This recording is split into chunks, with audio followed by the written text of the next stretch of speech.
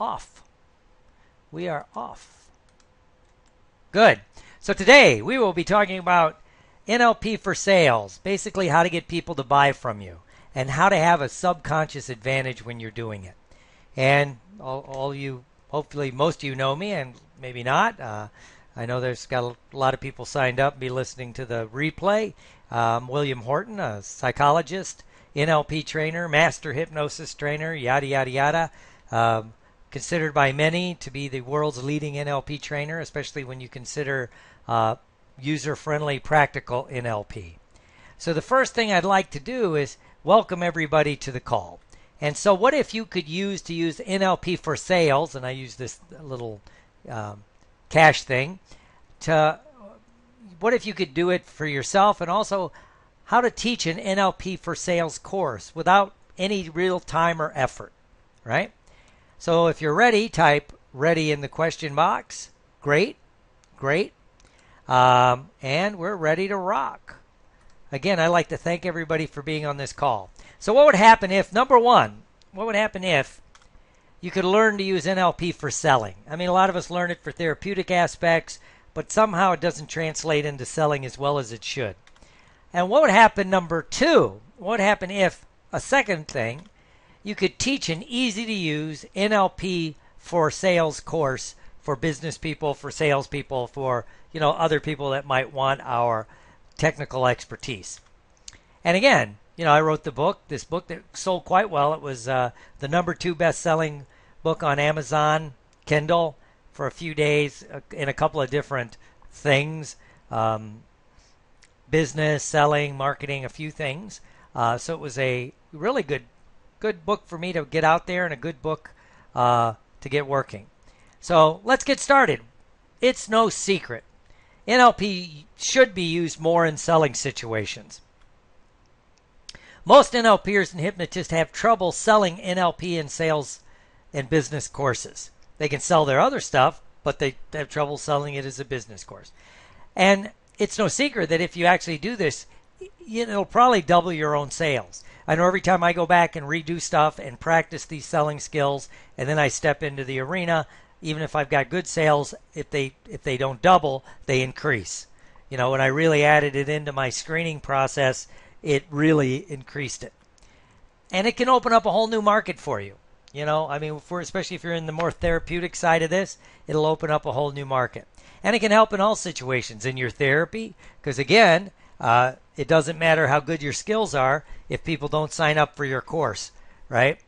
It's pretty much known that, if you're a excellent hypnotist, a rotten salesperson and marketer, you won't be as busy as a mediocre hypnotist that's a great salesperson and a great marketer. It's just the way that it is. So, and why doesn't this work? Number one, a lot of people that come into our field cannot adapt to the selling mindset. Those I see that really take to it, usually we're salespeople in a different mindset.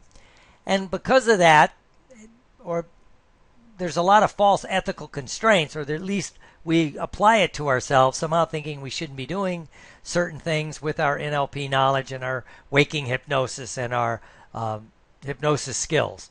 And maybe it's because they've never done it. Maybe you really weren't an out-and-out salesperson in whatever you did before you're doing this, so you've never really done it. And then even if you were a salesman or a person that did some marketing, now you got a new skill set you have to implement, right? And one reason for that is you have no model. There's no model for you to follow, right?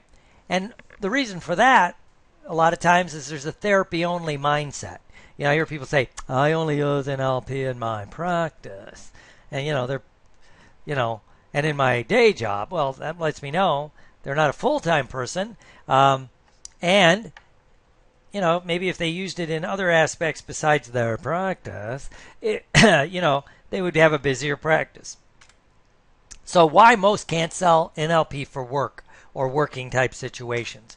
Again, there's a lot of false assumptions that it's manipulative, that you got an unfair advantage or something like that. And that could be a false assumption. We tell a lot of stories when we're doing trainings about, using this technology to help people make decisions that are good for them, but also good for you. So to do that, you really have to use it in all situations. And again, some people can't sell it because businesses want business-based examples, right? And a lot of people don't know how to make a simple flip and even taking what they've done in therapy and putting it in a business market. If you're closing 95% of the people that come in or call you on the phone for therapy, well, you could say, I can teach you how to close 95%, right? Because that's what I do. So you could do little things like that, but businesses want examples, not theory in this day and age. And again, a lot of reasons people fail is because they have a fear of doing it. They're stepping into a new market.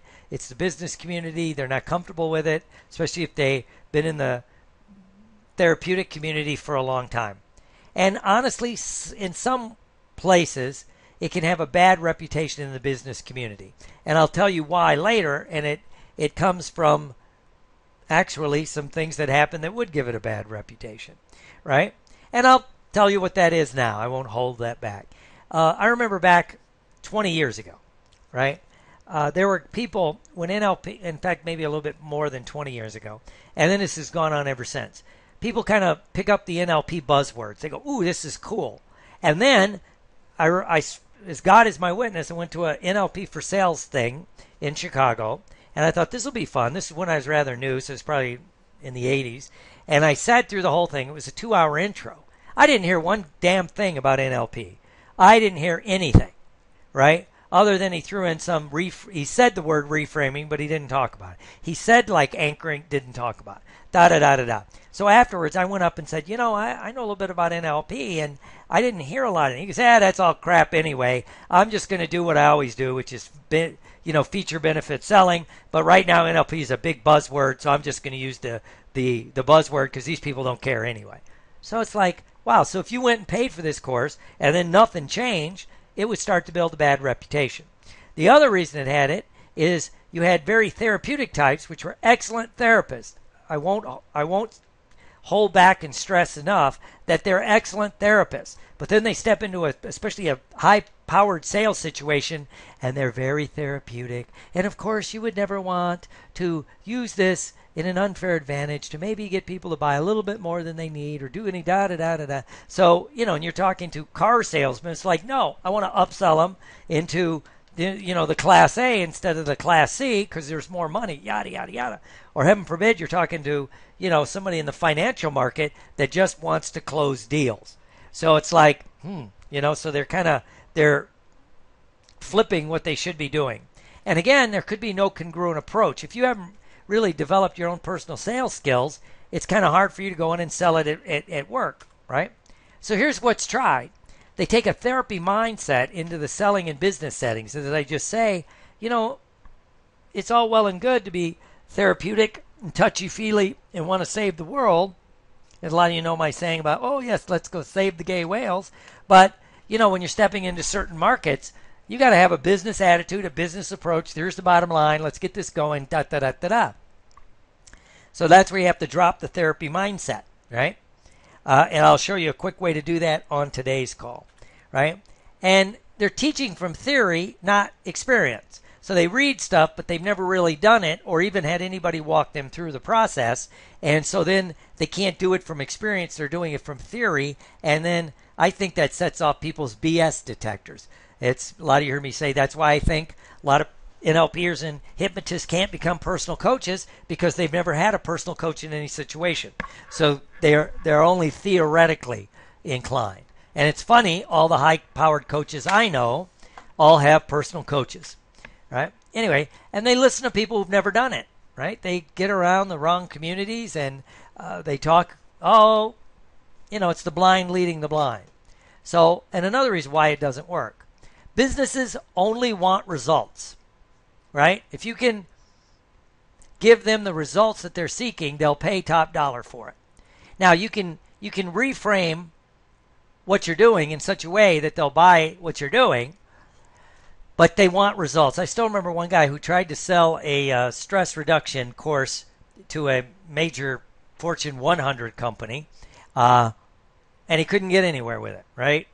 And in fact, I coached him, and we talked. I said, well, why don't you talk about getting more productivity out of your employees?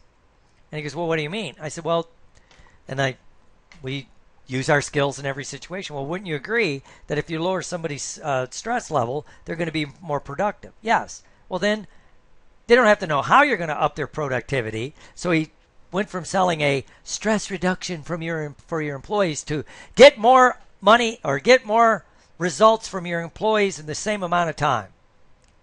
And then he sold them on that. People signed up. Managers signed up, paid for their people. They went. It was a 2-hour stress reduction course, taught them some stress relief techniques. So then, and guess what? It got the results because people were more productive because it was lowering their stress levels. Because again, businesses only want results. And that usually has to do with the bottom line, especially in today's super competitive environment, right? And people read your energy. So if you're incongruent, it's called a signal recognition. Right? And people pick this up subconsciously. They go, there's something wrong here. And again, if you're walking in to make a presentation to try to get a sales thing, like someone who's speaking to a chamber, it's one of the few times this you could take to a chamber of commerce or a Kiwanis or something like that. And, so they walk in, but they're dressed very casual, kind of like, not like one step below business casual. I call it therapy casual, what you see at some of the conferences, which drives me crazy.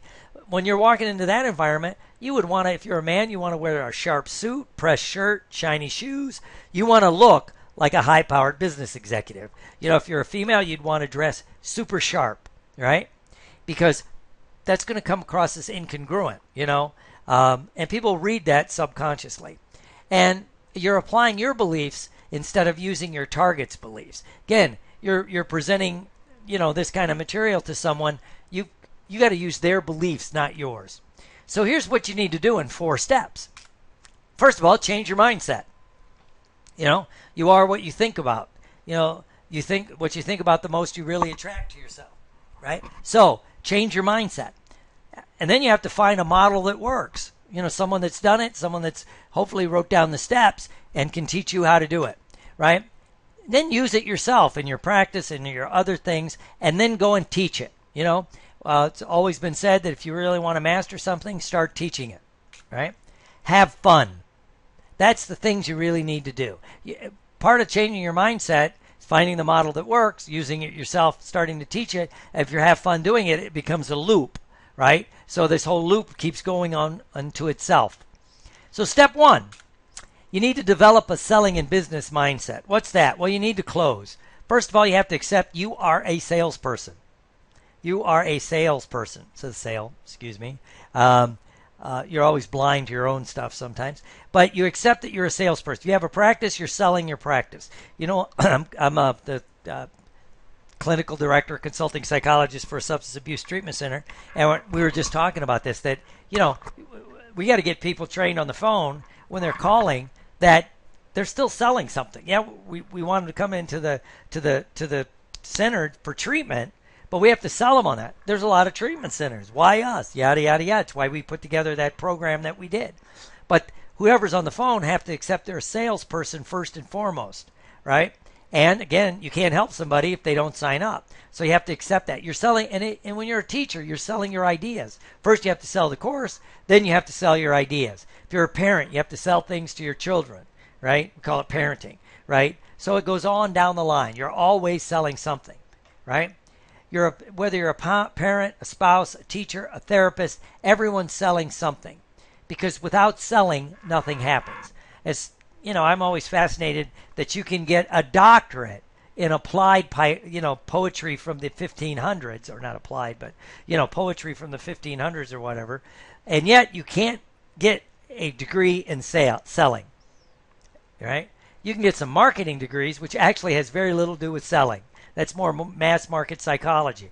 But without selling on the bottom line, nothing happens. If car salesmen don't close deals, it ripples up the chain. So you have to be a salesperson. If you're, in your clinic, someone has to sell your services, right? So step number 2 after changing your mindset is find a model that works. What really works in the real world? You can't, one of the things driving me crazy, I was auditing a course somebody sent me a course, and I was listening to it. It was on this topic, and they got right away into real fancy language things and, sleight of mouth patterns and all this other stuff. And honest to God, Most people, I would say 90% of the general population, when they heard that, you just come across as a manipulative, incongruent, weird person, right? And I just believe that, right? Because I think people, even if they're not trained in our stuff, they just see like, well, that's weird. That language doesn't make sense, right? So you have to find a model that really works, right? And then you need to practice it in real world situations. If you're a therapist, if you're doing classes, start using it right away if you're not already, right? Because that applies it to you. And again, when you have the experience of it, makes it much more powerful, right? Step 3, change your sales approach. Begin to use it in every aspect. And again, I would say first and foremost is you have to remember the first thing you always have to do is back up when you're talking to anyone about NLP for sale, anything, is get rapport. You can't do the fancy stuff till you have basic rapport. That's why this one class jumped in at this one level, and I'm like, where's the rapport, the mirroring, the matching, the picking the stuff up to do this other stuff, changing your own internal state to do this. It wasn't there, so it got very confusing, right? Then if you begin to teach it to others, it makes it better to you. If you start to show someone else what you're doing, it's easier for you to do it, right? Step 4, have a fun mindset. All the top salespeople I know like the process of selling. Maybe the challenge of it. What can I get this person to buy? What do they need? How can I get my product into their home, office, whatever it is that they're doing? Because again, successful salespeople have fun selling, right? And then you need to read about sales, talk to salespeople who like it and are successful, right? And then that helps build that mindset. So we could do a little sales process. Now let me see if I can find somebody on the call that has a microphone. Who has a microphone? Anybody got a microphone? Right? Okay. Who has a microphone? Anybody on here have a microphone hooked up to their computer so they can talk? If you do, let me know. Nope, okay. Oh, Will, Mr. Edwards. Okay. Do you have a microphone, Mr. Edwards? Maybe not. Okay. Well, let me just start with this then. The first thing you have to do when you're entering into this is back up with our basic skill sets, right? You have to really practice on rapport. When I'm teaching NLP for selling, the first thing I really focus on is rapport, the mirroring and the matching, because again, that what we know now from some of the recent studies is our mirror neurons. It's actually fact. It's not just theory that people that when you're mirroring and match someone, you're becoming aligned with their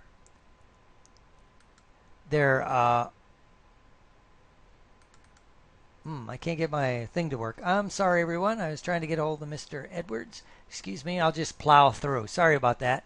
I've got to learn more about this program. Anyway, so you got to really mirror and match, right? Because everything's based on rapport. If you're going in, someone's coming into your office, wherever it is, the first part is always mirroring and matching.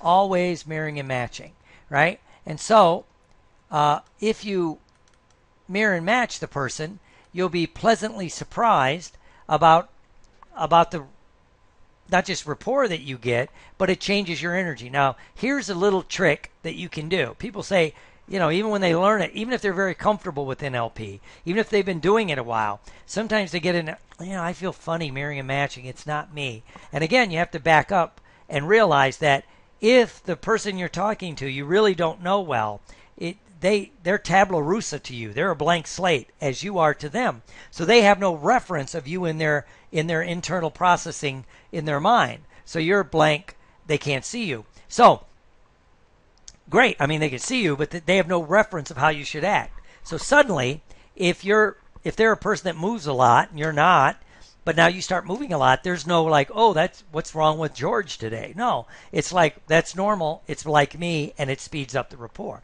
Now, again, if you know the person really well and you make a shift, then they're going to notice it. But if you know the person really well, you've already got rapport at some level, so you don't have to worry about it. So anyway, what people make the mistake is they start thinking that somehow they're being manipulative or not quite as upfront as they should be. And that sets off that signal recognition in other people. So what you need to do is switch it in your mind. Before you go to meet somebody, just think about how you feel when you're meeting a really good old friend. Somebody maybe you haven't seen for a while, but you just like this person, you're comfortable with them, and you're just very laid back. Whatever you are, you're with them, it's easy for you to do. And then you step into that energy. You imagine that person in your mind very quickly as like whoever it happens to be. Then what happens is your energy shifts. And then if you start mirror matching, it's very natural. It's very normal. It also tells your subconscious, okay, well, he wants me to like this guy, like Joe, like whatever. So you start flipping your own recognition systems internally so that internal state shifts, and people pick that up. I mean, we're finding out more and more about how much people pick up subconsciously. So if you do that, that will speed up your close rate, if you will. I know in my clinic, I used to teach other people, and it really reminded me that when I'm meeting a new client I've never met before, in my mind I'd close right before I meet them, take a deep breath, and imagine they're like one of my old clients who just loves me so much, and I love them, and we're very comfortable. And that was the attitude I tried to carry all day when I was meeting new people. So it's like that one song, I think it's Bublé's song, about I just haven't met you yet, and I just went around that attitude, and it was, it really, really helped me. So if the first thing you have to do, and you're just mirror matching the physiology, then we back up and we practice our visual, auditory, kinesthetic, then we can really pick it up and add the most important ingredient, which is finding their pain point. So if someone comes to me for anything, so if the NLP for selling, people are on this call because they want to sell more. They want or they want to either sell more in their own clinic, or they want to open up a new market and sell to new people, right? Like business people sell, have a different level going on. Now, what's interesting with that's a pain point. So if you're the type of person that you're on this call because you would like to increase your sales in your clinic, you're not really right now worried about doing a NLP for selling class, I can ask you, because, I know that you, like me, really want good results. If you do not change what you're doing, if you don't change your mindset, if you don't change how you're approaching your clients, why or how is your sales going to increase? Well, they're not. Wouldn't you agree? And wouldn't it be great if I told you a few simple ways that, like I said, first you bring back the mirroring and matching, go back to your basic NLP stuff, kind of review that, right? And realize your first therapeutic intervention. As a therapist, your first therapeutic intervention is getting that person to sign up for a session, or in my case, it would be a series of sessions, or in the clinic or in the treatment center I'm working at now, to come in for therapy, to come into it's a residential program, right? So that's my first therapeutic objective. Then it's at the current center I'm working at a lot, right, is to get them to stop drinking, drugging, whatever their thing that they're doing is, right? But that has to be the second therapeutic objective. First is to get in rapport and decide if I want to accept you as a client. There's something magical when you add the level of, I don't even know if I want to work with you, right? Takes the pressure off. I don't have to close everybody. There are some people I don't want to work with, like in my clinic, when I'm in my clinic, I didn't like working with adolescents and kids. Some people go, I just didn't like it, right? It wasn't my thing. I know excellent people, Don Martin, some other people, right, escaped my head. One lady's in Atlanta, a teacher. I know Laura King over there on the other coast works well with kids. Georgina Cannon works well with kids. A lot of people work quite well with kids. I do okay with kids. It's just I prefer adults, right, if I'm working with them. Mainly because, my first therapeutic thing was addictions. And then I'll work with late stage adolescents, 16 and above, with substance abuse issues. But that's just me. But that takes the pressure off, so I don't have to close everybody. And then I can still get them to want to take like a hypnosis session or a bunch of hypnosis sessions if it's a kid. But I'll spin them to someone that can really help them, somebody that wants that kind of clientele. That takes the pressure off. So I'm mirroring and matching. My first therapeutic objective is to get them to sign up. Great. Now, in a business setting, same thing. My first objective is rapport, to get in rapport. Find out, can I really help this person? What is their pain point? Are they not closing, or are they not generating enough leads? Big difference, right? If they're getting the leads but they're not closing, boy, NLP is like gold for that. But if they're not generating enough leads, then we need to step back and look at their big marketing picture. What are they not doing marketing that we could add NLP to do? Whatever it is, I'm going to find and apply pressure. Like what's going to change? Just like in my clinic, if you're overweight, I always tell people, I tell my clients, well, how long have you been fat? How does being fat cause you problems, right? Because you want to up the pain, not lower the pain. Same in business. It works the same way. So you're not closing sales. So what are you guys doing that is not closing sales? How are you losing people in the sales funnel? Let me know. And then we go through and we can do that. So you want to find first rapport. Second, change your mindset that you just want to get rapport, and also that you may not want this person as a client. If they need to totally restructure their whole marketing thing. I just talked to a company that we were talking about doing some stuff, but they need a whole different marketing concept. I don't really do that, right? I mean, if they pay me enough, I suppose I could do it. But, I'm like, well, I know these people that are pretty good with this web stuff. Go talk. I made a referral. And once you get that, then when you generate the leads, then I can work with your sales force.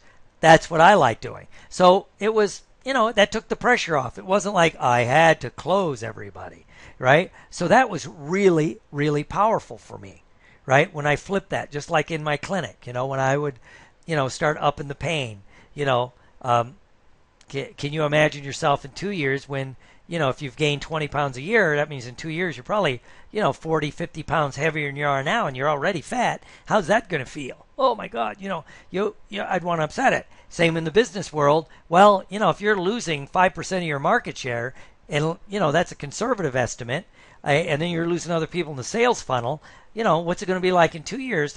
You've lost 10 to 15% of your market share, plus the people using your sales funnel. Have you ever heard of the business, as I've been saying lately, Blockbuster?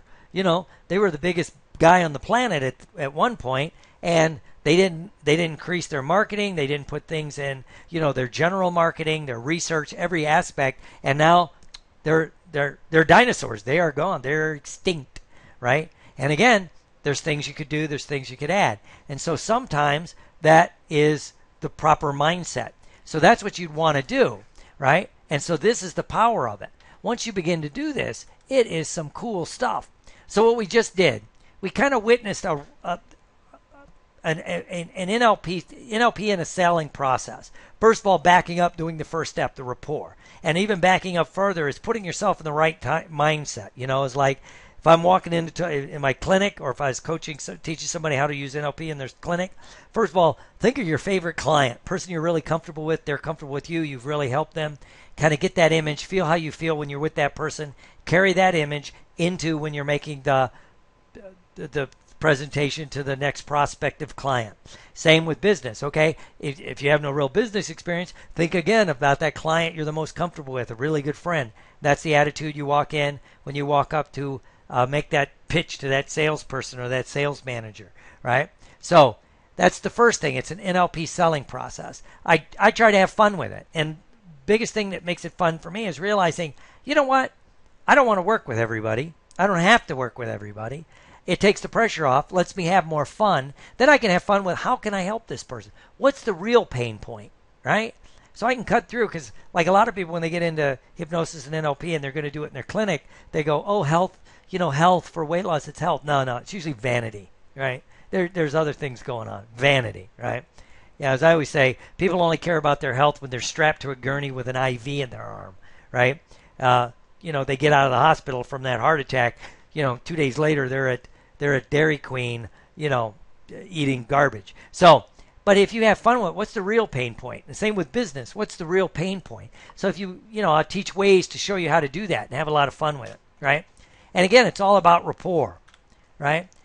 So here's what I would want you to have, everybody on this call. I'm real passionate about this because this is an untapped gold mine, right? NLP is making a resurgence in the business community. So jump on it. And we need to jump on it with people that know what the hell they're doing, right? We don't need more bad NLP selling courses out there because it's people trying to take a therapeutic model into a business environment, right? So here's what I want you to have, all the people that are listening to this. Number one is a selling mindset, right? To really develop a selling mindset. Realize you're a salesman. You're selling your therapy. You're selling yourself. You're selling your ideas. You're selling you're the product at times, right? Number two, you need an NLP for sales model. Some kind of model that works, something you can look at or watch and then go, I see how this works, and begin to do it. And then you need to have a model that you can teach others. Because again, if you start teaching a little bit, it speeds up your own learning of it, right? And of course, you need a fun course that you can actually use in your day-to-day life. This I can't stress enough, right? You really want to do this, right? So introducing NLP for sales. So here's what I want you to have. Is basically what I teach in this book. I just taught a class on the other coast. I have people calling me from that class. I taught it in Asia. And there's people that want to use this as a stepping stone, right? And then they want to be able to certify people as certified NLP salespeople, because people love certifications, right? And it would come through a national organization. So NLP for sales. I believe this is the best course on NLP and selling ever because I've listened to other ones. I see what their weak points are. I see why they get lost, what's not working. And here's why it's different than anything else that you've seen available today. Experience. I've used it in my clinic. I've taught these classes. I've done this, and I love doing it. And if you don't have this course, then you're leaving money on the table and you're having less fun. Money on the table in your clinic because you're not closing as many clients as you could in your clinic, and money on the table because you could be going out and opening up new markets, right? And you can get started in your own time. So NLP for sales. Module 1, it'll be a selling mindset. If I was going to charge for this, I'd break it down, right? Like just roughly $297. So the first module will be how to develop that NLP selling mindset. There'll be techniques that I'll walk people through, examples you can use, and a checklist, things like that. Module 2, we'll look at the NLP for sales model. I'll give you a easy to follow model that you can begin to implement in yours and then you can teach. Because then part of what I'll be teaching is how to teach it, right? And it'll be a fun course to model, right? Because if you're not having fun, you're not opening up the neurology enough to learn, right? We're going to have challenges that you follow, people that do the challenges, right? It's a better word than homework. Of course, they learn more. Right? I know when I'm teaching a class live, the live classes, the people that do the homework really pick it up. The ones I tell them go out and model people, they do that night, and the next day they really grasp it. Right? Give you checklists to follow. Of course, everything will be recorded, and I'm working on getting the transcripts up, but definitely the recordings and probably the transcripts. Right? There'll be a community that you can get into and use. Right? Lifetime access, so you can go through this course whenever you want, right? Let's say you take it and you just begin to apply it in your clinic or in your practice. So then a few months later, you say, now I want to teach it. You can go back, get back into it, review the whole course, get ready to teach it. Not listed with the lifetime access and everything else is the ability to print my book as a manual form. So you already have the book that's, you could say, was the number one bestseller on Amazon Kindle, and things like that. So the total value, if you added all that up, would be $2,673, right? Of course, I don't charge that. I think the course would be equitably priced at $997. That's actually what I charged in Asia for the NLP for selling course, and then not even the teaching part of it. So, yeah, I charge $9.97 USD over there, right? So, but of course, I always mark it down. So the normal course price of this course is going to be $497.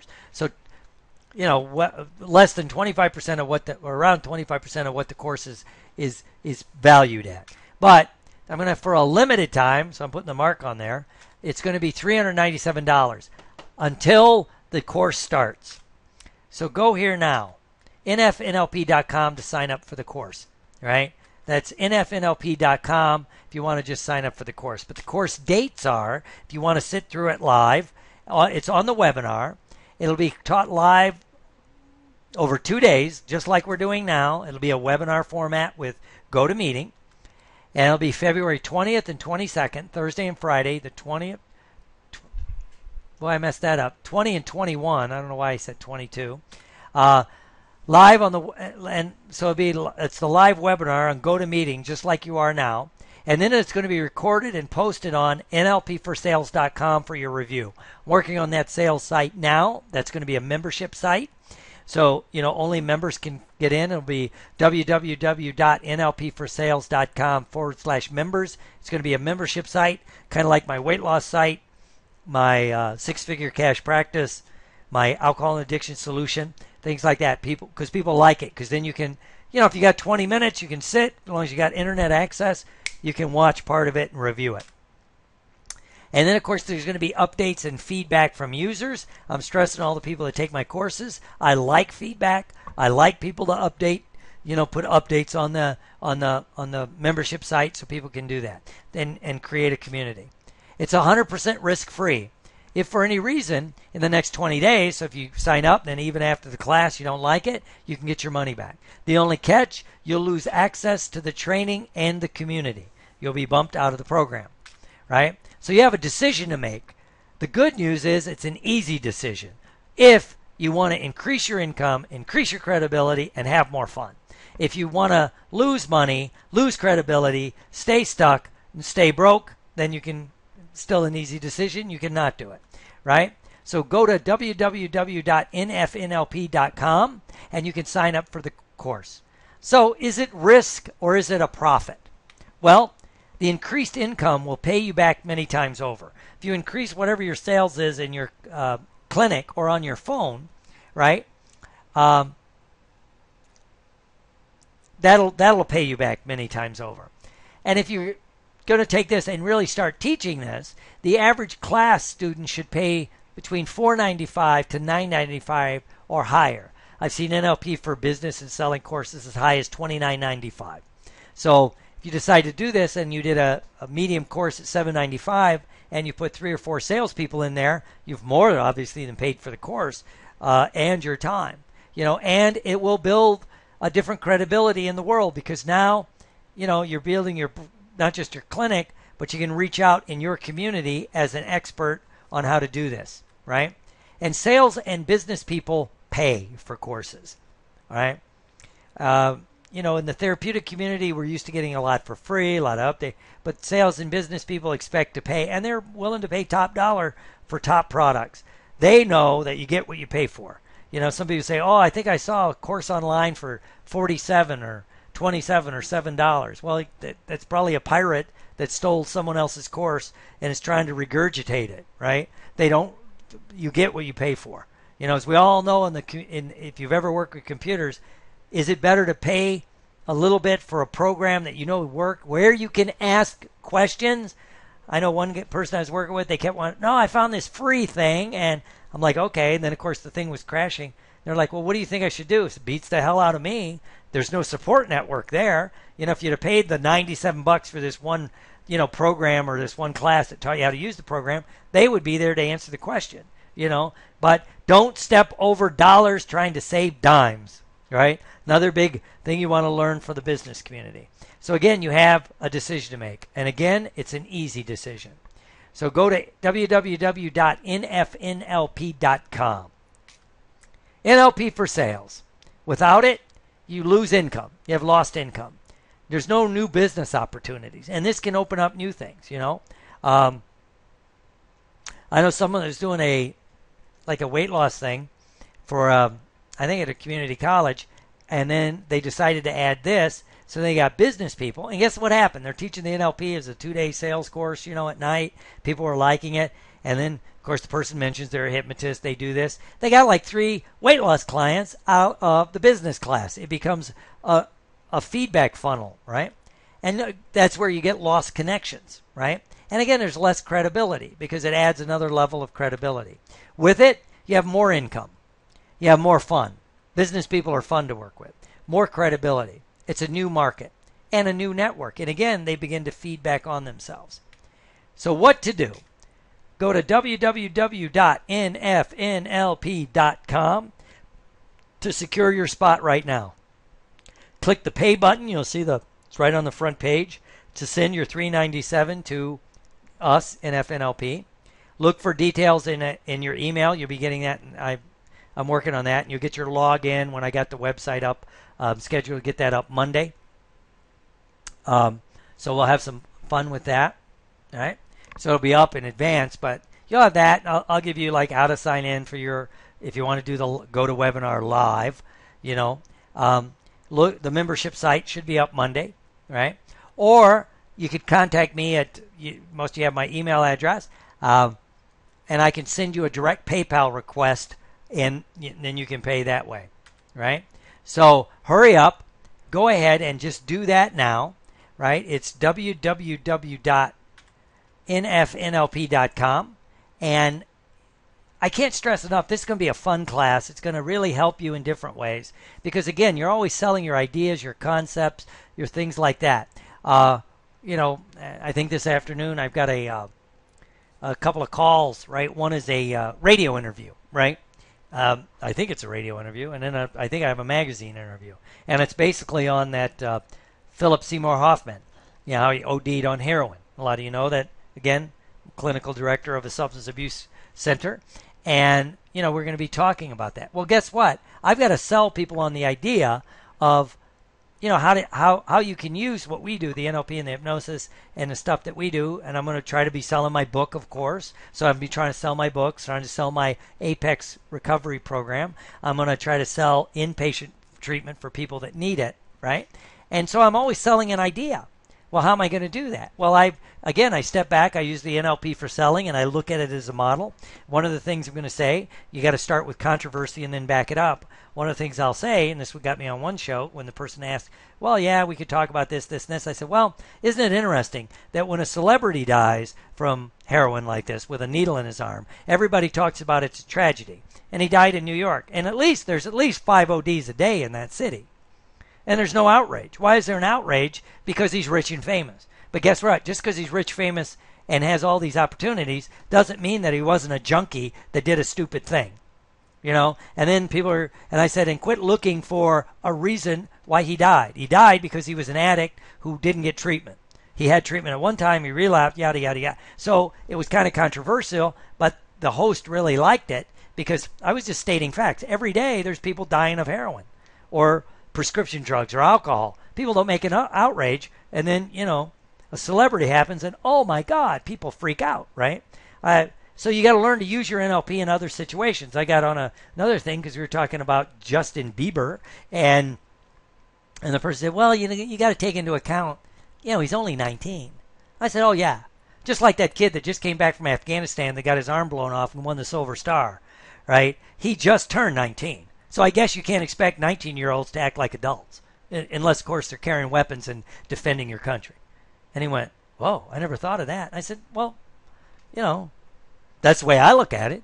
And so it started a different conversation about taking responsibility, things like that. And I flipped it back into, wait, guess what? NLP and hypnosis are wonderful tools that help people speed up the recovery process, help them get comfortable in a 12-step program or find a recovery community and da-da-da-da-da. So I flipped it, but it was fun. This is the kind of stuff I love teaching people how to do. And now I'm going to do it in a selling context because, several people have been asking me to do this for years.